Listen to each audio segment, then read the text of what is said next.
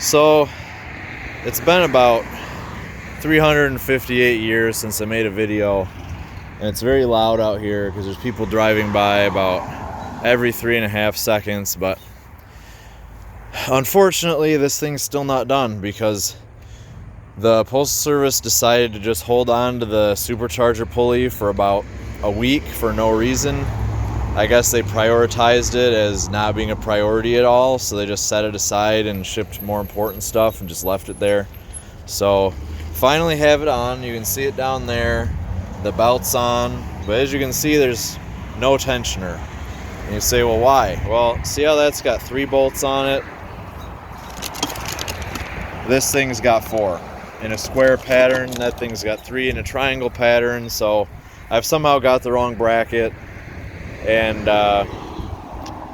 nothing I can do about it now. So I gotta wait for an email back to see if maybe there's an adapter I'm missing or what, and then we're gonna have to wait probably another week or 2 for that to show up. And I mean, I'm glad I at least got this far, because next week is my last week off before I have to actually go back to work, because they're reopening manufacturing and we're like manufacturing related. So yep, still no boost. I got a few gauges that I need to install. I don't feel like doing that right now, especially because it's like early May and we've got like winter weather right now, so I don't really want to be outside anyway. So that's all I got. That's all I've done. The only other thing I did is I put some zip ties on the fuel pressure regulator to pull it back and over to get it away from the belt, so it should be fine now. And then I pulled the wiring harness back there because it was actually going to be too close to even clear the tensioner bracket.